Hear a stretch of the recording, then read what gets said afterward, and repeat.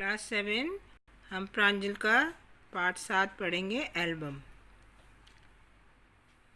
यह कहानी मित्रता की अद्भुत मिसाल है। मित्र वह होता है जो संकट में हमारी सहायता करता है, हर हाल में हमारा साथ निभाता है। इस कहानी में लाला सदानंद अपने मित्र पंडित शादीराम से चित्रों का एल्बम गोपनीय तरीके से खरीदकर उन्हें ऋणमुक्त करते हैं।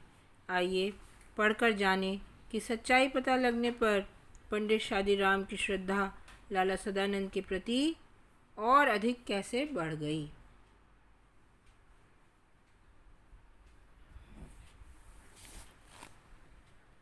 पंडित शादीराम ने ठंडी सांस भरी और सोचने लगे, क्या यह ऋण कभी सर से ना उतरेगा।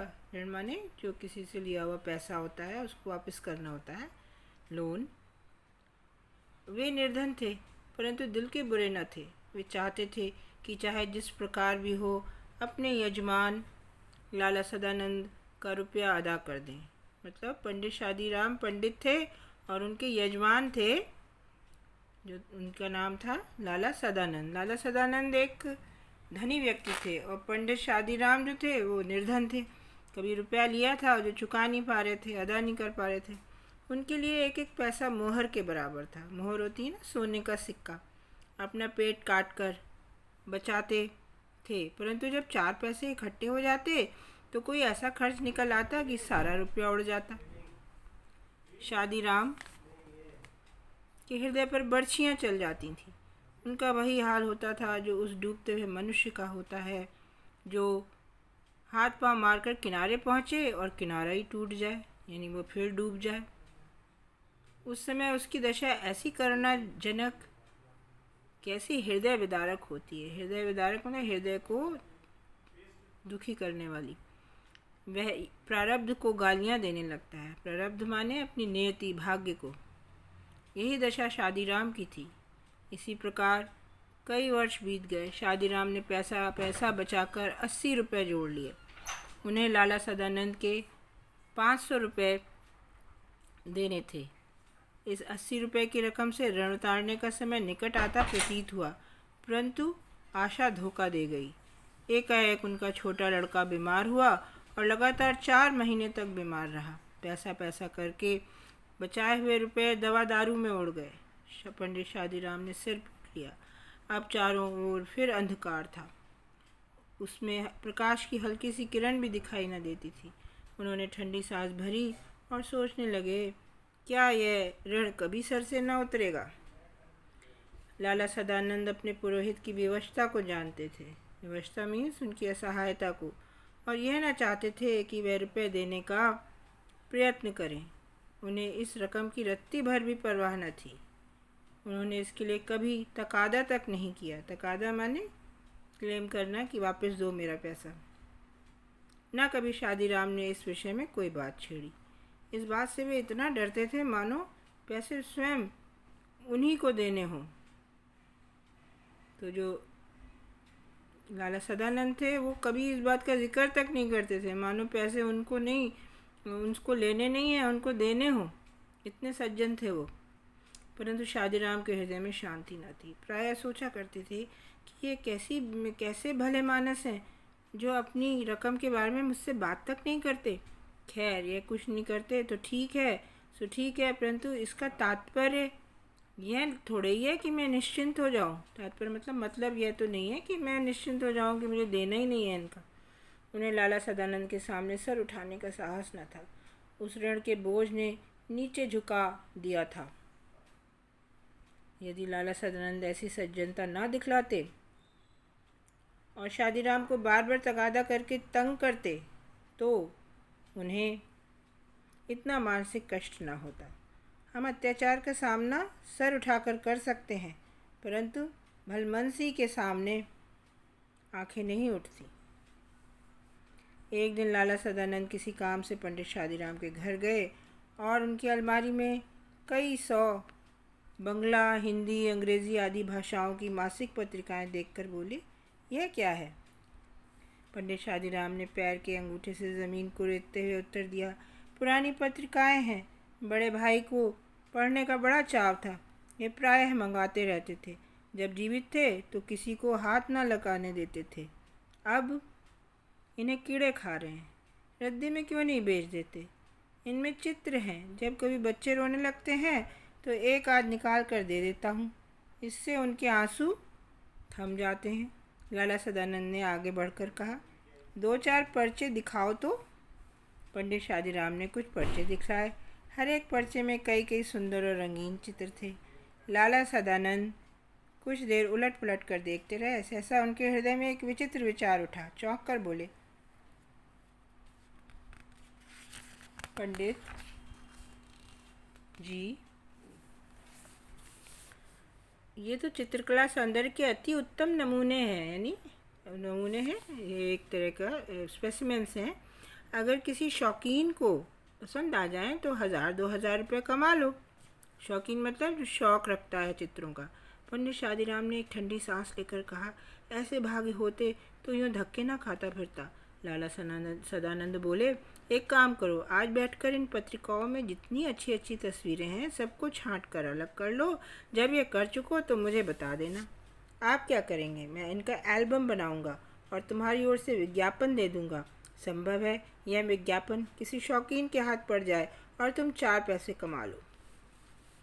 पंडित शादीराम को ये आशा न थी कि कोयले में हीरा मिल जाएगा। घोर निराशा ने आशा के द्वार चारों ओर से बंद कर दिए थे।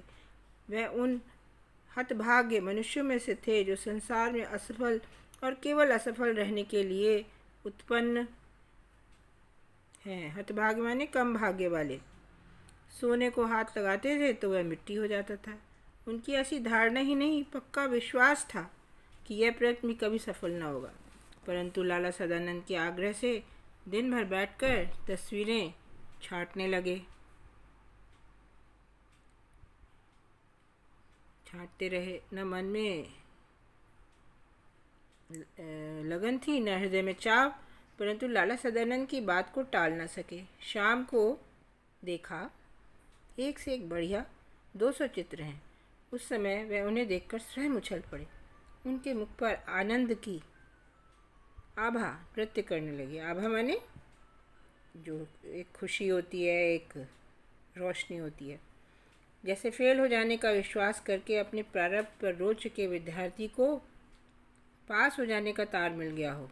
उस समय वह कैसा प्रसन्न होता है, चारों ओर कैसी विस्मित और प्रफुल्लित दृष्टि से देखता है। विस्मित मतलब हैरानी से, प्रफुल्लित मतलब खुशी से। यही अवस्था पंडित शादीराम की थी। वह इन चित्रों को की ओर इस प्रकार देखते थे मानो उनमें से प्रत्येक चित्र 10-10 रुपये का नोट हो। बच्चों को इधर देखने न देते थे। वे सफलता के विचार से ऐसे प्रसन्न हो रहे थे जैसे सफलता प्राप्त हो चुकी हो। यद्यपि वह अभी कोसों दूर थी। लाला सदानंद की आशा उनके मस्तिष्क में निश्चय का रूप धारण कर चुकी थी। लाला सदानंद ने चित्रों को एल्बम में लगवाया और कुछ उच्च कोटि के समाचार पत्रों में विज्ञापन दिया। अब पंडित शादीराम हर समय डाकिये की प्रतीक्षा करते रहते थे। रोज़ सोचते कि आज कोई चिट्ठी आवेगी।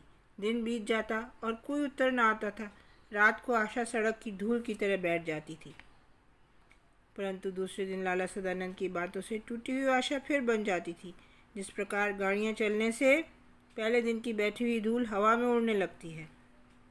आशा फिर अपना चमकता हुआ मुख दिखाकर दरवाजे पर खड़ा कर देती थी। डाक का समय होता तो बाज़ार में ले जाती और वहाँ से डाक खाने पहुँचाती थी। इसी प्रकार 1 महीना बीत गया, परंतु कोई पत्र न आया। पंडित शादीराम सर्वथा निराश हो गए। परंतु फिर भी कभी कभी सफलता का विचार आ जाता था। जिस प्रकार अंधेरे में जुगनू चमक जाता है, यह जुगनू की चमक निराश हृदयों के लिए कैसी जीवनदायिनी, कैसी हृदयहारिणी होती है। इसके सहारे जीवनदायिनी, जीवन देने वाली, हृदयहारिणी, हृदय को बस में करने वाली। इसके सहारे भूले हुए पथिक मंजिल पर पहुंचने का प्रयत्न करते हैं और कुछ देर के लिए अपना दुख भूल जाते हैं। इसमें वर्षा की नमी हो या ना हो, परंतु इसमें काली घटा का जादू कौन छीन सकता है। भले ही बारिश ना हो, घटाएं तो है ना, उसकी आशा तो है वर्षा की। आखिर एक दिन शादीराम के भाग्य जागे। कोलकाता के एक मारवाड़ी सेठ ने पत्र लिखा कि एल्बम भेज दो, यदि पसंद आ गया तो खरीद लिया जाएगा, मूल्य की कोई चिंता नहीं, चीज़ अच्छी होनी चाहिए।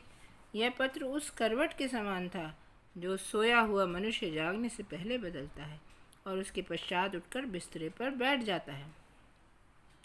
यह किसी पुरुष की करवट न थी, किसी स्त्री की करवट न थी, यह भाग्य की करवट थी। पंडित शादीराम दौड़ते हुए लाला सदानंद के पास पहुंचे और उन्हें पत्र दिखाकर बोले, भेज दूं? लाला सदानंद ने पत्र को अच्छी तरह देखा और उत्तर दिया, रजिस्ट्री द्वारा भेज दें, शौकीन आदमी है, खरीद लेगा, लिख दें 1000 रुपये से कम पर सौदा ना होगा। कुछ दिन बाद उन्हें उत्तर में एक बीमा मिला। पंडित शादीराम के हाथ पैर कांपने लगे, परंतु हाथ पैरों से अधिक उनका हृदय कांप रहा था। उन्होंने जल्दी से लिफाफा खोला और उछल पड़े। उसमें 100 के 10 नोट थे। पहले उनके भाग्य ने करवट बदली थी, अब वह पूर्ण रूप से जाग उठा। पंडित शादीराम खड़े थे, बैठ गए, सोचने लगे, अगर 2000 रुपये लिख देता तो शायद उतने में मिल जाते।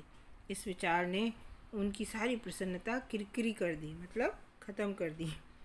सायंकाल के समय वे लाला सदानंद के पास गए और 500 रुपये के नोट सामने रखकर बोले, परमात्मा को धन्यवाद है कि मुझे इस भार से छुटकारा मिला। अपने रुपये संभाल लीजिए। आपने जो दया और सज्जनता दिखलाई है उसे मैं मरण पर्यंत न भूलूंगा, मरण पर्यंत, मरते दम तक। लाला सदानंद ने विस्मित होकर पूछा, पंडित जी, क्या सेठ ने एल्बम खरीद लिया? जी हाँ, रुपये भी आ गए, 1000। नहीं तो मुझ निर्धर ब्राह्मण के पास क्या था जो आपका ऋण चुका देता। परमात्मा ने मेरी सुन ली। मैं पहले भी कहना चाहता था, परंतु कहते हुए हिचकिचाता था कि आपके हृदय को कहीं ठेस न पहुँचे, पर अब मुझे यह भय नहीं है क्योंकि रुपये आपके हाथ में हैं। मेरा विचार है कि आप ये रुपये अपने ही पास रखें। मैं आपका यजमान हूँ, मेरा धर्म है कि आपकी सेवा करूँ।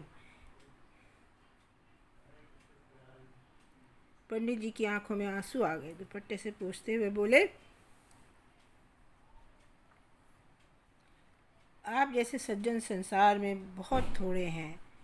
परमात्मा आपको चिरंजीवी रखे, चिरंजीवी हमेशा जीवित रखे, परंतु अब तो मैं ये रुपये ना लूँगा। इतने वर्ष आपने मांगे तक नहीं। यह उपकार कोई थोड़ा नहीं है, मुझे इससे उऋण होने दीजिए। उऋण माने मेरा ऋण चुकने दीजिए। ये 500 रुपये देकर मैं हृदय की शांति खरीद लूँगा। निर्धन ब्राह्मण की यह उदारता और सच्चरित्रता देखकर सदानंद का मन मयूर नाच उठा। सच्चरित्रता, अच्छा चरित्र देखकर सदानंद जो लाला थे, उनका मन मयूर यानी हृदय रूपी मोर नाच उठा। बहुत खुश हुए। उन्होंने नोट ले लिए। मनुष्य रुपये देकर भी इतना प्रसन्न हो सकता है, इसका अनुभव उन्हें पहली ही बार हुआ। पंडित जी के चले जाने पर उन्होंने आंखें बंद कर ली और किसी विचार में मग्न हो गए। इस समय उनके मुखमंडल पर एक विशेष आत्मिक तेज था। 6 मास बीत गए। लाला सदानंद बीमार थे। ऐसे बीमार वे सारी आयु में न हुए थे। पंडित शादीराम उनके लिए दिन रात माला फेरा करते थे। वे वैद्य न थे, डॉक्टर न थे, वे ब्राह्मण थे। उनकी औषधि माला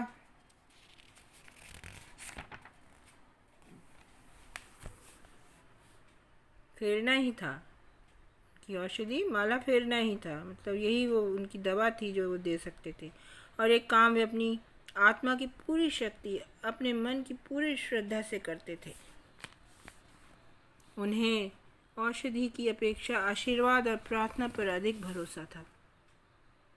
एक दिन लाला सदानंद चारपाई पर लेटे थे। उनके पास उनकी बूढ़ी माँ उनके दुर्बल और पीले मुख को देख देख कर अपनी आंखों के आंसू अंदर ही अंदर पी रही थी। थोड़ी दूर पर एक कोने में उनकी नवोढ़ा स्त्री घूंघट निकाले खड़ी थी। नवोढ़ा मतलब जिसके अभी अभी विवाह हुआ हो, तो वो उनकी पत्नी थी और देख रही थी कि कोई काम ऐसा तो नहीं जो रह गया हो। पास पड़ी हुई एक चौकी पर पंडित शादीराम बैठे रोगी को भगवत गीता सुना रहे थे। एकाएक लाला सदानंद बेसुध हो गए, यानी बेहोश हो गए। पंडित जी ने गीता छोड़ दी और उठकर उनके सिरहाने बैठ गए। स्त्री गर्म दूध लेने के लिए बाहर दौड़ी और माँ अपने बेटों को घबराकर आवाज़ें देने लगी। इसी समय पंडित जी को रोगी के सिरहाने के नीचे कोई कड़ी सी चीज़ चुभती हुई जान पड़ी। उन्होंने नीचे हाथ डालकर देखा तो उनके आश्चर्य की सीमा न रही। यह सब चीज़ वही एल्बम थी जिसे किसी सेठ ने नहीं बल्कि स्वयं लाला सदानंद ने खरीद लिया था। पंडित शादीराम इस विचार से बहुत प्रसन्न थे कि उन्होंने सदानंद का ऋण उतार दिया है, परंतु ये जानकर उनके हृदय पर चोट सी लगी कि ऋण उतरा नहीं है बल्कि पहले से दूना हो गया है। उन्होंने अपने बेसुध यजमान के पास बैठे बैठे एक ठंडी सांस भरी और सोचने लगे, क्या यह ऋण कभी ना उतरेगा। कुछ देर बाद लाला सदानंद को होश आया। उन्होंने पंडित जी से एल्बम छीन लिया और धीरे से कहा, यह एल्बम सेठ साहब से अब मैंने मंगवा लिया है। पंडित जी जानते थे कि यजमान जी झूठ बोल रहे हैं, परंतु वह उन्हें पहले की अपेक्षा अधिक सज्जन, अधिक उपकारी और अधिक ऊंचा समझने लगे थे। तो ये कहानी है जो बताती है इंसान की अच्छाई के बारे में। इसके भी आप शब्दार्थ और प्रश्नोत्तर एक्सरसाइजेस कर लीजिए।